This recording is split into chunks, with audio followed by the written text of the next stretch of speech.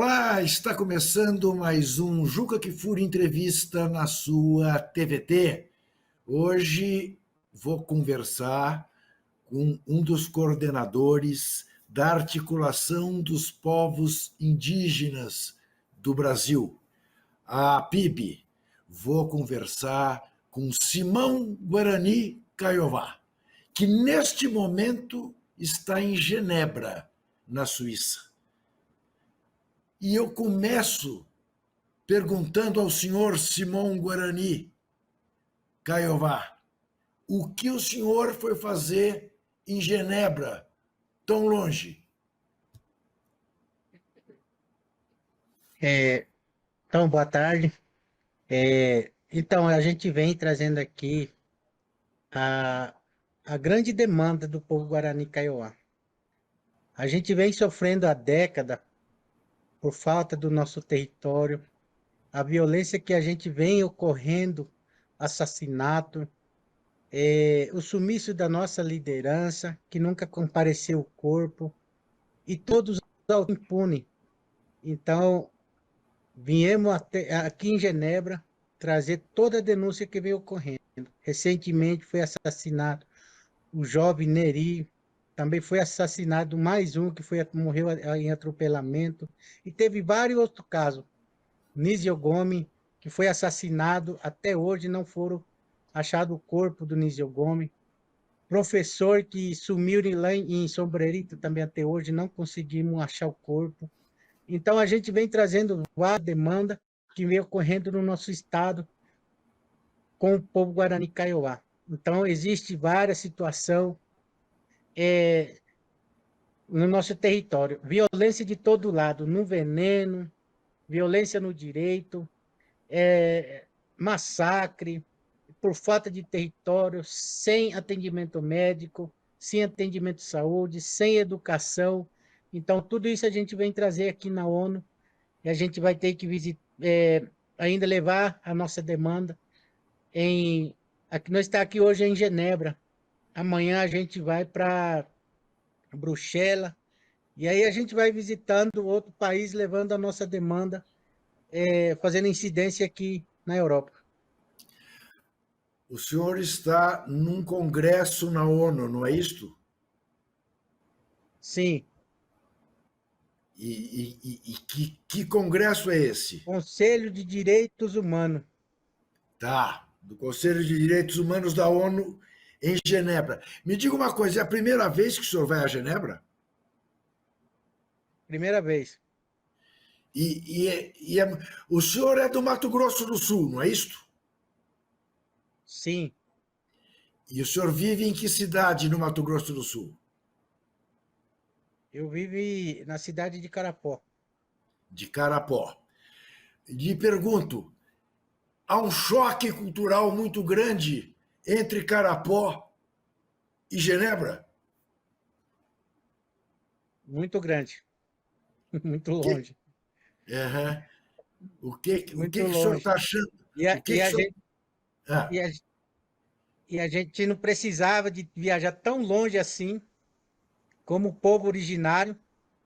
Nós deveria ser a prioridade de ser cuidado, né? Mas a gente não tem esse cuidado, a gente teve que vir tão longe aqui para pedir socorro para vários países aqui que nos socorram. Tem que ser na ONU, então a gente não precisava passar tudo por isso. Lá nas nossas bases a gente já passa humilhado para garantir o nosso pedaço de terra, está perdendo até a nossa vida, derramando até mesmo o nosso sangue para conseguir o nosso pedaço de terra, nosso território de volta. Então, e agora a gente viaja tão longe assim para trazer toda essa demanda que a gente não precisava passar por isso. o senhor se sente melhor aí em Genebra ou em Caparaó? Carapó, Carapó, você fala. Em Carapó ou em Genebra? Onde? Olha, assim, a gente não se sente melhor aqui, né? A gente se sentiria melhor se tivesse com a nossa comunidade e também se estivesse dentro do nosso território com o nosso povo, né? Tá. Deixa eu lhe perguntar uma coisa, Simão. Nesse momento em que a gente está gravando essa nossa conversa, quarta-feira, por volta da meio-dia, deve estar começando em Brasília, no Superior Tribunal Federal, uma audiência de conciliação convocada pelo ministro Gilmar Mendes, exatamente para tratar desta questão das terras a que o senhor se referiu. Que expectativa o senhor tem em relação a essa audiência de conciliação e quais são os participantes dessa audiência? Então, inclusive tem um grupo, 50 liderança lá que vai participar, né? Então, isso também acaba nos prejudicando, né? Porque enquanto o nosso direito, que foi reconhecido nessa votação do marco temporal, que o marco temporal é inconstitucional, que foram garantido pelo ministro, que foi votado pelo ministro, que o marco temporal é inconstitucional, né? E aí agora o Gilmar Mendes coloca na mesa essa Câmara de Reconciliação, não tem mais nada o que discutir. O direito dos povos indígenas, os nossos artigos que tem lá, não se negocia. Essa mesa, a Câmara da Mesa de Reconciliação que eles estão construindo lá, o resultado que vem trazendo a morte para o nosso povo, derramamento de sangue, é massacre, a perca da nossa liderança, a perca das nossas crianças. Então, eu acho que essa Câmara de Reconciliação vem trazendo cada vez mais a situação pior. Ontem, ontem para ontem, teve despejo, ontem teve despejo, sem ordem judicial. Então, enquanto essa lei 14.701 que está em vigor, eles estão aproveitando, estão atacando a nossa comunidade e própria segurança do Estado, que deveria fazer a segurança para a comunidade, né?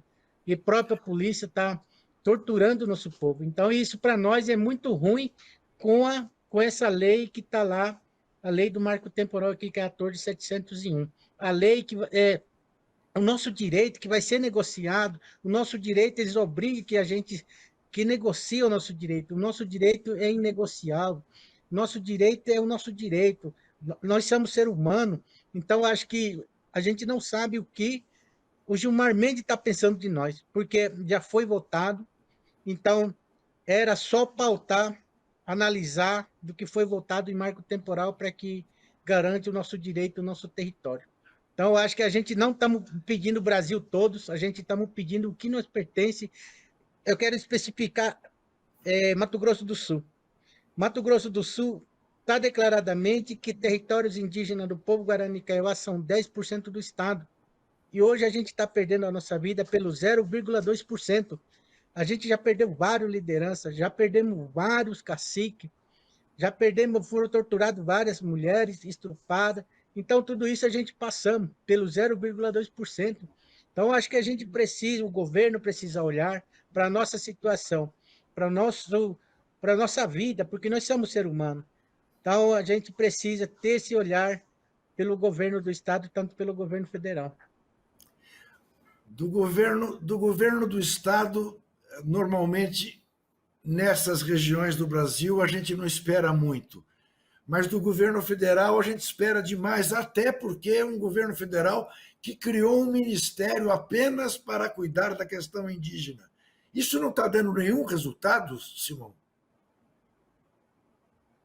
Olha, pior que não, porque não adianta fundar um ministério e sem recurso, então não adianta nada, só para ter que tem Ministério dos Povos Indígenas, aí depois acaba nós sofrendo a consequência disso, porque eles falam assim, é, tem o Ministério dos Povos Indígenas, não está resolvendo problema nenhum. Em Douradina, teve ministério, a Sônia, nosso parente Sônia, ministra, foram lá, a Célia Chacriabá esteve lá, o Ministério Público esteve lá, e mesmo assim os fazendeiros não estão respeitando, nem a Polícia Militar não estava respeitando. Então, isso a gente só de olhar, de pensar no nosso ministério, se tivesse aquela, como é que fala, competente, então acho que solucionava o problema, mas não dá o recurso, não dá o direito de dizer assim para o MPI resolver o problema. Então, isso que também tem uma falha. Quando teve a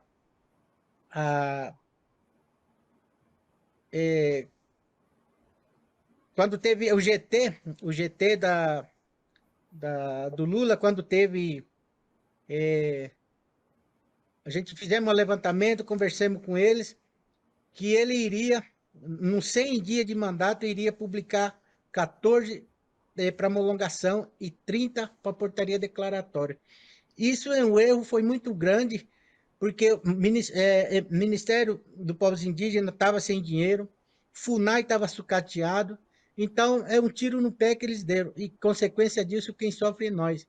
Então, acho que dizer assim, hoje a gente tem FUNAI, hoje a gente tem Ministério do Povos Indígenas, mas sem recurso a gente, não adianta nada a gente ter esses dois órgãos sem recurso, então acaba a gente, quem sofre na ponta é nós que sofremos na ponta, por falta de recurso, por falta de advogado, por falta de procuradoria, então, por falta de desembargador. Então, eu acho que tudo isso a gente sofre na ponta. O senhor se referiu no começo dessa nossa conversa a dois adolescentes que foram mortos, um por atropelamento e outro com um tiro na cabeça. Quem deu esse tiro na cabeça foi a PM. Foi. Foi a PM. Porque, assim, teve a tropa de choque que teve aqueles dois que aparecem no vídeo ali, dois que estavam em cima do caminhão, do caminhão, acho, eu falo caminhão, né? Então, um dos dois do atirador ali que estava em cima do caminhão, enquanto a PM estava no chão, sortando bomba feita em Moraes contra a comunidade. E aí, o de cima, eles começaram a atirar.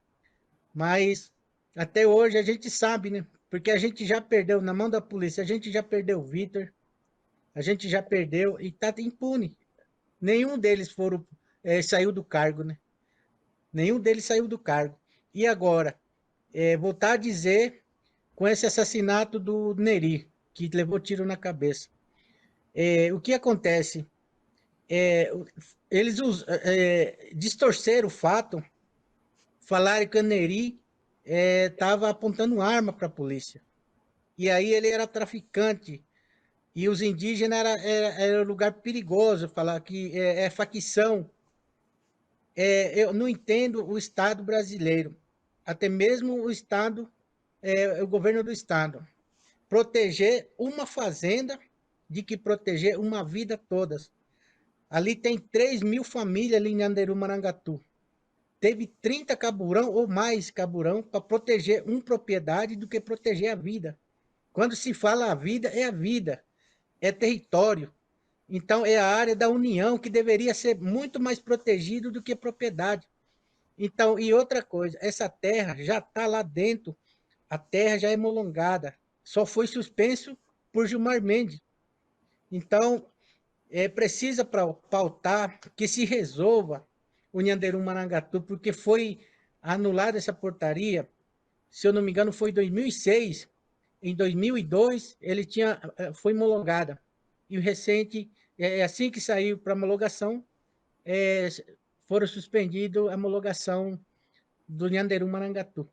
Então, e ali já perdeu muita vida. Morreu Simeão Villalba, foi Marçal de Souza, teve Loquetito, teve Roberto, e teve outros companheiros que fugiram da memória. São 7 vidas. Neri agora, e mais um agora recentemente, morreu atropelado. Então, é 8 vidas já. E a fazenda que está lá, dentro do território indígena, não paga por esses 8 vidas que ceifaram. Então, isso para nós, enquanto povo Guarani Kaiowá, e quando estou liderando a comunidade, dói quando a gente vê o nosso parente derramando seu sangue pelo seu território, pelo seu próprio território. Então, a gente vem trazendo toda essa denúncia aqui na Genebra, na ONU, em qualquer lugar que a gente for, a gente vai levar essa denúncia. A Força Nacional, senhor Simão, que papel exerce nisso tudo? Olha, Então, a gente teve conversa, antes de a Força Nacional ir para lá, a gente estava em Brasília.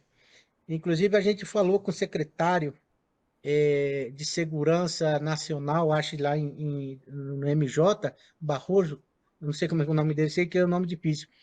A gente tinha falado com ele que ele iria mandar 22 viaturas para cuidar, para fazer a segurança do povo Guarani Kaiowá. Só que no contrato, se eu não me engano, no contrato, eles especificaram só Douradina. Então, enquanto estava acontecendo as coisas lá em Marangatu, eles centralizaram mais ali em Douradina. E a gente não precisa desse tipo de coisa. Isso a gente já tinha falado para o secretário, né? Porque lá, território é longe um do outro. A gente precisa que a Força Nacional, que, que atende toda essa demanda do povo Guarani Kaiowá, não só especificar no lugar, porque, por exemplo, agora, essas pessoas que foram retiradas ontem do território, a Força Nacional chegou lá, mas falaram, a polícia militar, falaram mais do que ele, falaram, não, deixa que nós cuida do povo aqui, nós já está fazendo o nosso trabalho. E assim que eles voltaram para trás, conseguiram tirar os indígenas do território. Então, isso como é que fala? Então, qual que é o papel da Força Nacional? A Força Nacional já teria que ficar lá para proteger a comunidade. E é o que deu o que deu, que a comunidade, com a força da policial, teve que subir no caminhão forçado para abandonar o território. Então, isso, para nós, dói isso. A gente vê a mulher torturada lá, carro queimado, moto queimado, e mesmo assim ainda eles conseguiram tirar a comunidade do seu território do Gaxeteque, no município de Sete Quedas. Nós vamos fazer um rápido intervalo e voltaremos em seguida.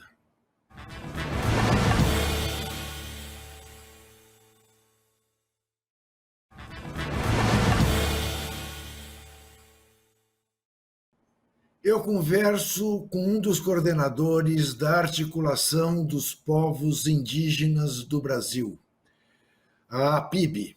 Converso com Simão Guarani Kaiowá. Senhor Simão, ainda em referência a essa audiência, para mim está claro, na sua avaliação, não tem que ter audiência nenhuma, porque o direito já está mais do que assegurado e não tinha que ser revista coisa alguma, como esta lei que passou por cima de uma decisão do STF, acabou fazendo no Congresso Nacional. Mas que desta reunião de conciliação, desta audiência de conciliação, quer participar ou se inscreveu para participar os fazendeiros que são os causadores de toda a violência na região? Então, isso que para nós dói, né? Os assassinos, para dizer bem, os assassinos, né? Porque já mataram vários indígenas na fazenda. E ser chamado para compor a mesa da reconciliação, que reconciliação que eles querem fazer, de que tipo de negociação que eles querem fazer, ou eles querem dizer, ou eles querem pagar a vida, ou eles querem devolver a vida. Porque a vida nunca mais vai ser devolvida e a vida nunca mais vai aparecer. Então, é o direito nosso, nós já perdemos essa vida. E agora chamar o próprio fazendeiro para participar, os assassinos, para dizer bem, os assassinos, para participar da mesa de reconciliação, é inaceitável. Isso eu acho que não deveria ter feito isso. Porque nós, povos indígenas, não temos da mesa de reconciliação. Porque a gente já sabemos que todo ministro votaram sobre a Constituição, defenderam o nosso direito. Está claro isso. Agora, para rever do que mais que a gente quer negociar, o que mais que a gente quer fazer, negociar sobre sobre o nosso direito. Não tem como negociar.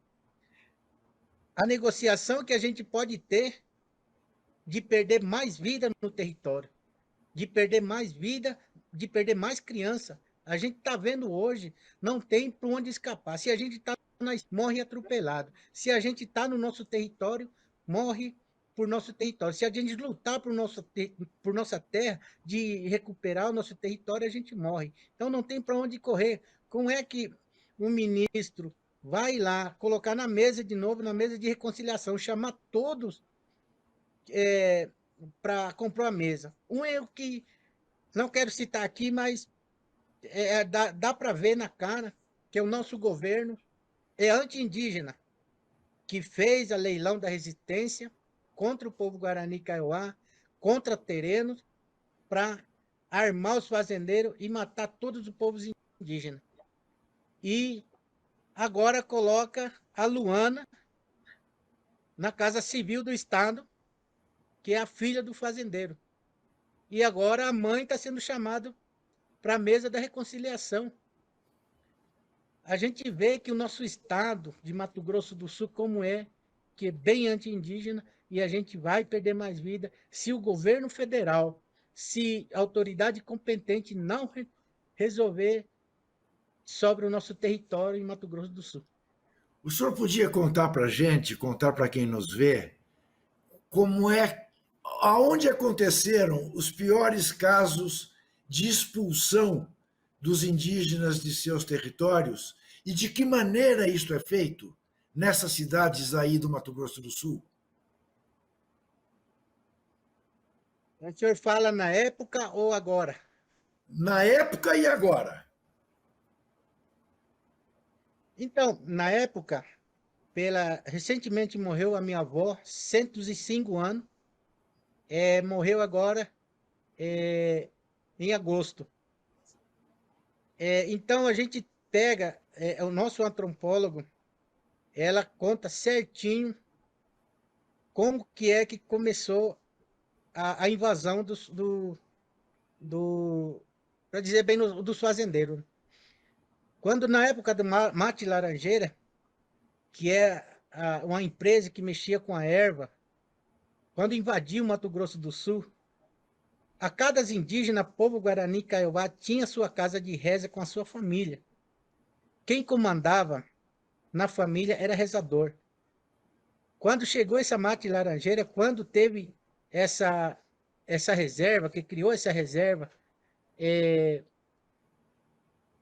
para o povo, que é 3.700 hectares, que não chega nem isso, aí eles falavam para os indígenas, pode ir naquela reserva ali, porque lá a FUNAI vai tratar, lá vai ter atendimento médico, lá vai ter roupa, cesta básica.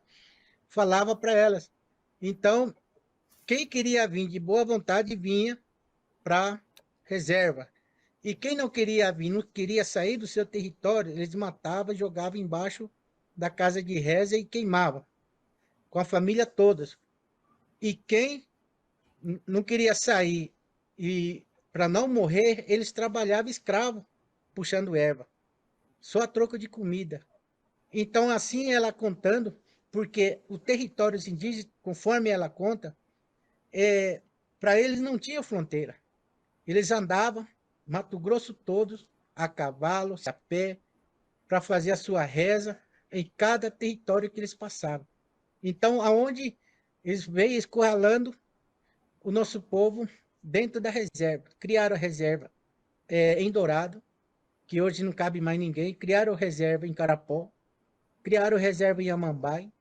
Criaram reserva em Taquapirã, Limão Verde, Pirajuí, Porto Lindo e Sansoró. São 8 reservas que criaram. E criaram a distância um do outro. E aí aonde eles foram invadindo a nossa terra, nosso território. E aí aonde a gente foi pegando essas histórias que eles grilharam a nossa terra. E hoje a gente estamos pedindo, como a gente tem falado, está declarado que a nossa terra, nosso território de Mato Grosso do Sul é 10% do estado. Mas hoje a gente estamos perdendo a nossa vida, perdendo as nossas crianças, perdendo a nossa liderança pelo 0,2%. Então não chega nem 0,5%. Isso para nós dói de perder a nossa vida pela quantia de território que poderia ser resolvido de uma forma pacífica, de uma forma mais adequada de tirar a vida de liderança.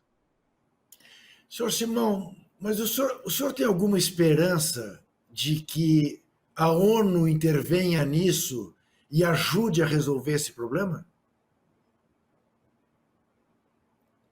A gente não tem, assim, a gente tem um pouco de esperança, sim. A gente vem trazer essa denúncia para cá, porque a demarcação provavelmente vai sair, se não vai sair, mas a luta vai continuar sempre. O que a gente não quer mais perder a nossa liderança. A gente não quer mais perder o nosso jovem, nossas crianças, como está acontecendo hoje. Aqui hoje nós falamos, teve a mesa da a pauta dos indígenas aqui na ONU, e também tive um monte de direitos humanos, né? Quando se fala dos direitos humanos, é a vida, que é para a gente defender a vida. Não o mato, não a soja, não a cana, não algodão. A gente viemos aqui para salvar a vida. Quando se fala dos direitos humanos, é direito, é direito que a gente tem que defender, é a vida que a gente tem que defender. Então, por isso que a gente saiu de lá do nosso território para vir aqui, até aqui na ONU, para falar, para defender o nosso direito, para defender o direito do povo, para que não tomba mais um. Então, isso que a gente vem trazendo aqui na ONU. Só para que fique claro para você que nos vê, o Simão Guarani Kaiowá está participando da 57ª Assembleia pelos Direitos Humanos da ONU e está levando esta denúncia para o mundo tomar conhecimento da situação que ocorre no Mato Grosso do Sul. Senhor Simão, para mim ficou claro que a PIB não participa desta reunião de conciliação por considerar que ela não faz sentido algum. É isso mesmo? Sim, que não adianta a gente participar lá para ir depois, para ser usado, falar que os indígenas, não, os indígenas participou e está negociando. Então, a gente prefere sair para não participar. Agora, eu queria confirmar com o senhor o seguinte dado.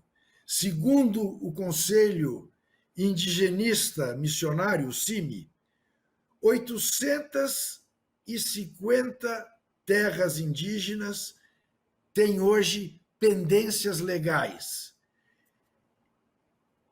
e 563 ainda não foram demarcadas. É isso mesmo? Sim, eu não tenho muita certeza, porque a gente faz dia que a gente não pensou dessa data na hora de se discutir a numeração da terra. Mas eu acho que é isso mesmo.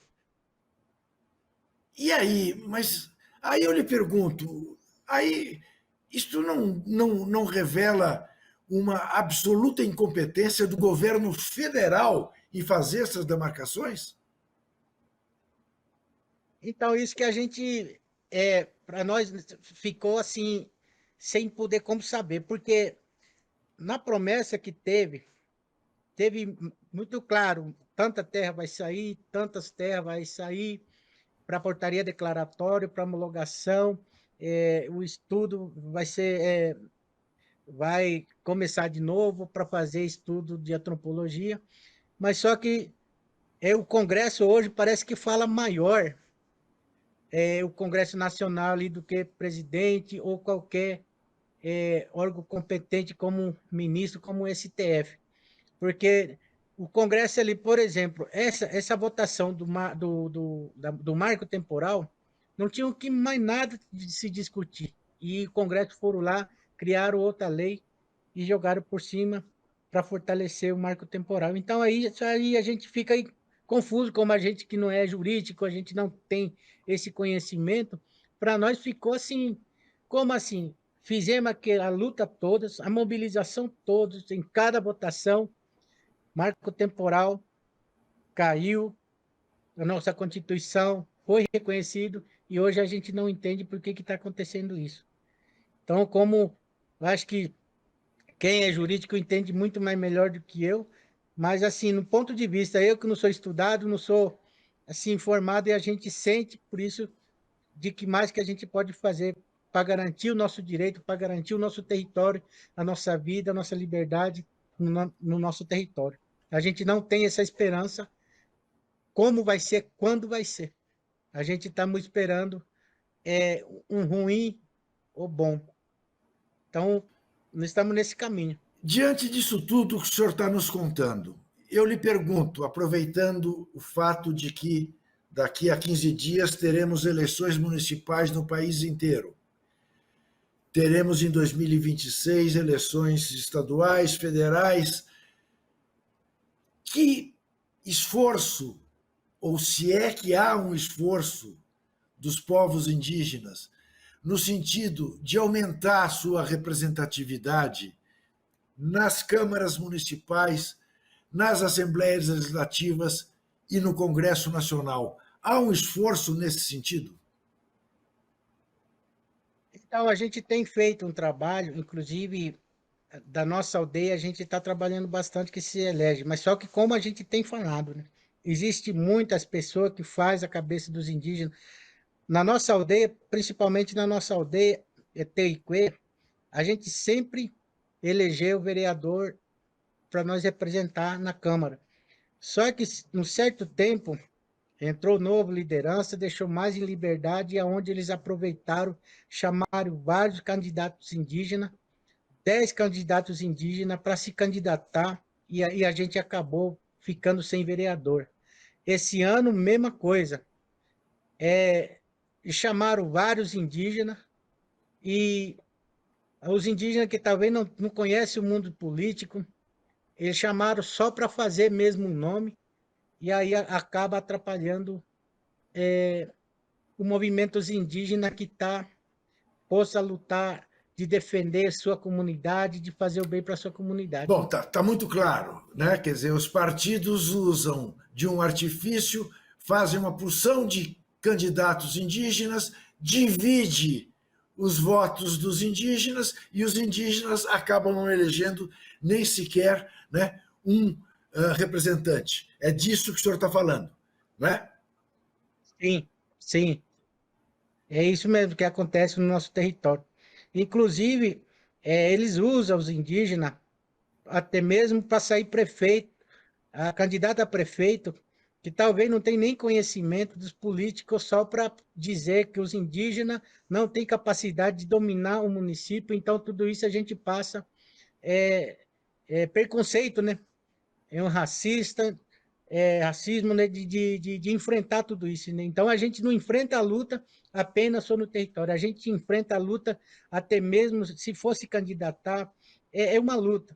Então, recentemente a gente viu que as pessoas chamou nossos parentes para governador, as pessoas que não tinham nem mínimo estudo. Então, isso para olhar que para dizer que os indígenas não têm capacidade. A gente tem sim os indígenas formados, tem os indígenas doutorados, tem os indígenas que já é bem formado, e chamar os indígenas que não têm capacidade, que não têm mínimo estudo para fazer, para que os indígenas passem vergonha. Então, isso também nós já discutimos na Assembleia, no nosso Atuiguaçu, tudo isso para repassar, para chegar no conhecimento a quem quer se candidatar para vereador, seja para prefeito, seja para deputado, e estadual, seja federal.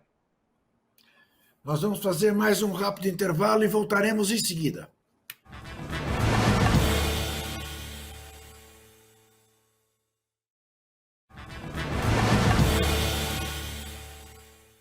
Eu estou conversando com um dos coordenadores da Articulação dos Povos Indígenas do Brasil, a APIB. Eu converso com Simão Guarani Kaiowá.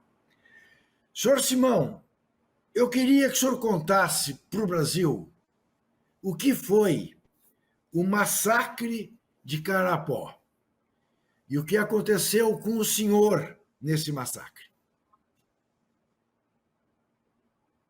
O massacre de Carapó aconteceu da seguinte forma. O estudo da antropologia começou em 88, desde que surgiu essa Constituição 231, 232. Então, o estudo já estava sendo feito e a gente esperou muito tempo para que acesso desse estudo.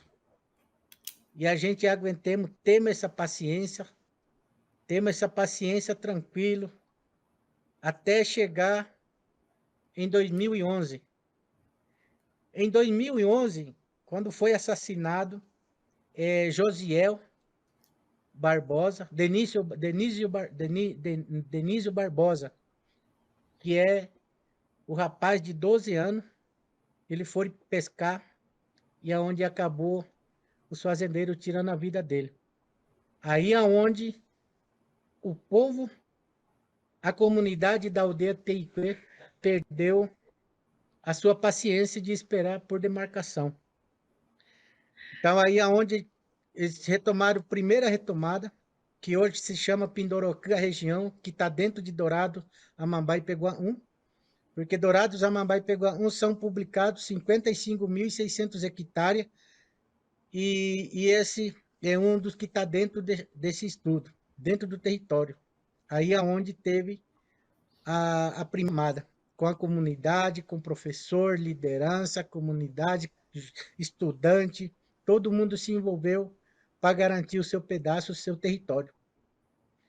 E conseguiram a primeira retomada ali, que foi onde eles entraram, a comunidade decidiram de ampliar mais uma retomada em Terrídeo Sul, em 2014, onde a comunidade já passou por 45 minutos de tiroteio.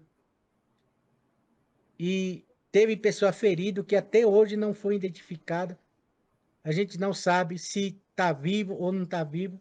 Até hoje a Júlia não compareceu mais. Então, até hoje a gente não conseguiu recuperar mais ela. Não sei se ela está viva ou não. E aí, porque não teve documento, como eles usam muito, né? Eles falam que os indígenas do Paraguai vêm para retomada sem documento, sem nada. Porque na época a FUNAI não queria fazer documento, a FUNAI estava sucateada, não tinha como ela fazer documento. Então, até hoje existe no nosso território, tem pessoa que está sem documento, que é complicado tirar documentação para os indígenas, talvez tem criança que não tem documento, porque a mãe não tem. Então, a gente passa tudo por isso. E essa mulher era uma dessa. Então, a gente acabou ficando por mentiroso. E aí, a gente resistiu, fiquemos lá. E aí é onde teve outra comunidade que resolveu de retomar. Quando teve a publicação da identificação da portaria, né? Identificação da terra, delimitação, e aí é onde o pessoal entrou no cantinho do território, que hoje se chama Cunumia, onde teve esse massacre. E no dia seguinte, que eles retomaram dia 12, dia 13, na verdade eu não estava lá, mas quando eu vi aquele barulho, quando teve aquele rojão e tudo, a comunidade toda foram para cima, para ver o que estava acontecendo. E aí é onde eu fui chegar, onde eu tomei o tiro por fazendeiro, estou até hoje com a bala na capa do coração, que eu não consigo fazer nem cirurgia, e deixaram 8 feridos e mataram um. E desses 8 feridos, 5 sobreviventes já foi, que com a sequela, né, com essa bala, já se foi a sua vida também. E hoje a gente não recebeu a resposta desse massacre, teve resumação do corpo também, não teve resposta, e a gente continua na luta, e a portaria declaratória, a contestação já está tudo sendo respondida, só falta encaminhar para a portaria declaratório, que até hoje a gente não sabe quando que vai ser encaminhado, quando que vai ser publicada essa portaria declaratória, mas a gente estamos aguardando. Como eu tenho falado, essa vida que a gente perdeu na mão dos fazendeiros, que os fazendeiros até hoje não foram presos, ficaram só apenas 2 meses presos, e quem foi condenado foi a nossa liderança, 18 anos e 4 meses.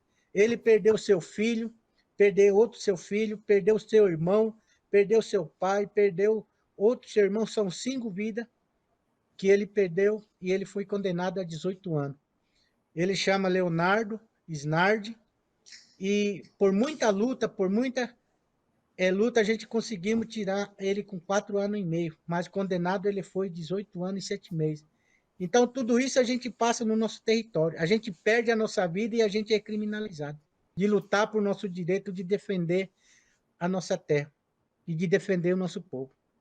E quando é que aconteceu esse massacre, senhor Simão? Foi em 2016, Quer dizer, dia isso foi. 14 de 2016. Dia Isso, 14 de junho de 2016. isso foi governo Dilma ainda ou já foi governo Temer? No Temer, Foi no governo Temer. no Tá. governo Temer. Mas quer dizer, os responsáveis permanecem impunes, nada aconteceu em relação aos autores do massacre. Nada, até hoje nada aconteceu. O que aconteceu, o que eles prenderam nossa liderança Sim. foi condenado a 18 anos e 7 meses.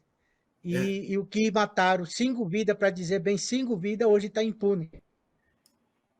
eu queria que o senhor explicasse para nós do que se trata, porque é de uma hipocrisia, de um cinismo que eu fico revoltado. O movimento ruralista Invasão Zero. Os indígenas é que são os invasores, na visão deles, é isso? Então, isso que a gente tem falado. Inclusive, isso de manhã a gente falamos aqui na Embaixada do Brasil, porque eles falam invasores, invasão zero, né? A gente vê hoje o território Arroio Corá, que é a aldeia Molongada, ainda os fazendeiros estão lá dentro. Já pedimos desintrusão várias vezes no MJ, não teve desintrusão. Tem Marangatu, que agora está acontecendo com esse episódio todo, esse assassinato. Marangatu, que já é Molongada, já poderia ter feito despejo. Eles falam despejo, nem entregação de posse. Então a gente poderia usar essa palavra também, fazer essa entregação de posse enquanto os fazendeiros estão dentro do território indígena. Arroio Corá, por exemplo, Arroio Corá tinha os fazendeiros que estão lá dentro e a área molongada. Então isso a gente não entende. Quando a gente entra na propriedade, que talvez que já é nossa, a gente é despejado. Tem ordem judicial para nós. E para ele não tem ordem judicial. Então a gente pensa, eles falam assim, invasão zero. Então a gente temos que pensar agora em inverter a conversa também. Invasão zero, então quem está dentro do território vai ter que ser despejado. Porque eles invadiram o nosso território. Então, Claro. nós pensamos isso, né? A invasão zero, quando se fala, então eles têm que respeitar isso aí, porque eles invadiram o nosso território. Eles têm que deixar o nosso território, nós usar o nosso território. Então, isso a gente vem trazendo toda essa demanda aqui para a ONU, para que nos ouve, porque a gente sofre. Eles falam invasão zero. Eles não chegam lá fazendo uma entregação de posse de maneira assim, numa boa. Ele chega atropelando, matando, torturando, queimando as casas, queimando o carro, tudo.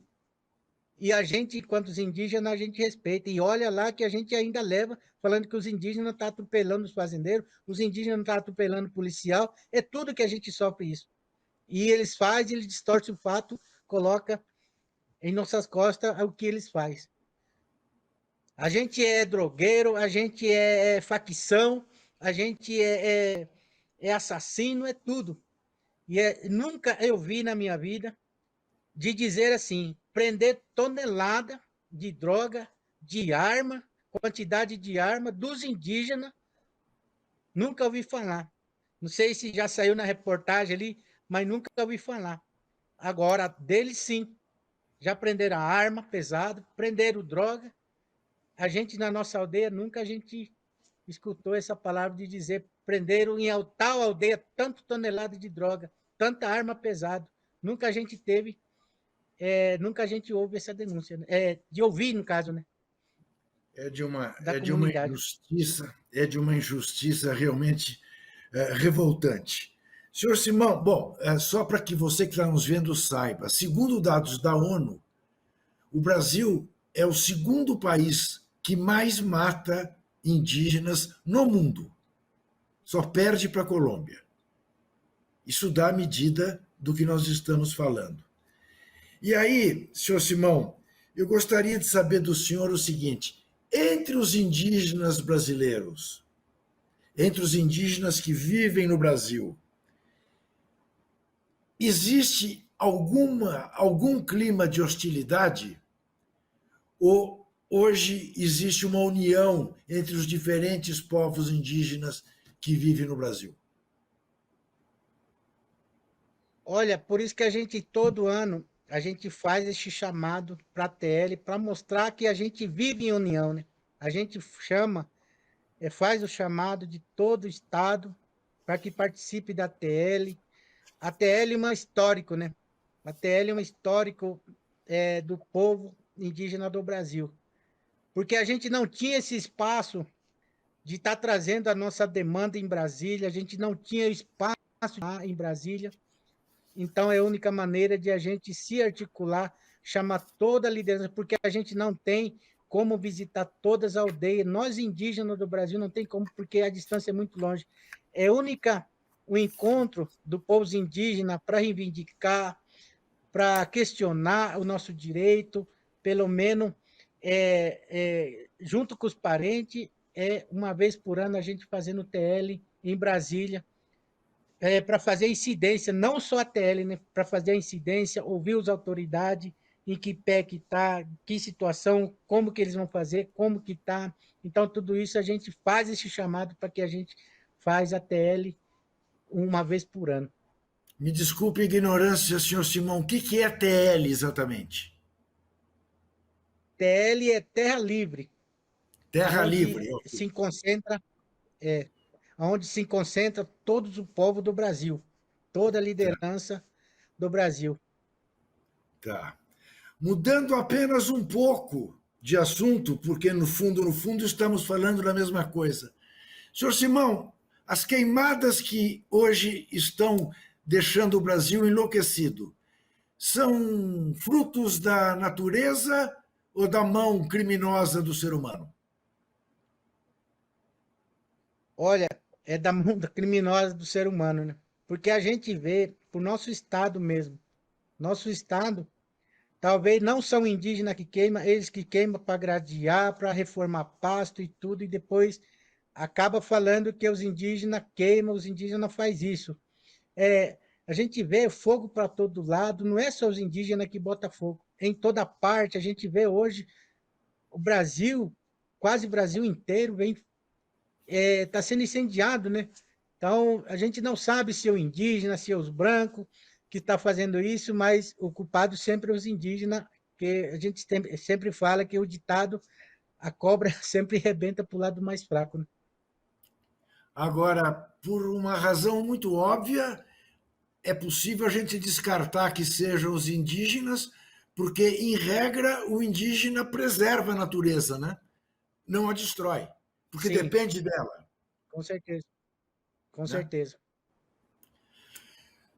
com Senhor certeza. Simão Guarani Kaiowá, eu lhe agradeço muitíssimo por dedicar o seu tempo nessa missão que o senhor está aí em Genebra, na ONU, à nossa TVT. Lembro a você que nos vê que toda quinta-feira, 9h15 da noite, no canal da TV Aberta de São Paulo, 44.1, tem o Juca Kfouri Entrevista. Na TVE da Bahia, às quartas-feiras à noite. Na TV Maricá, às terças e quintas, às 3 horas da tarde. Na TV Quirimurê, na região soteropolitana. É necessário a gente lembrar que é preciso confiar, mas é preciso também fiscalizar, sempre.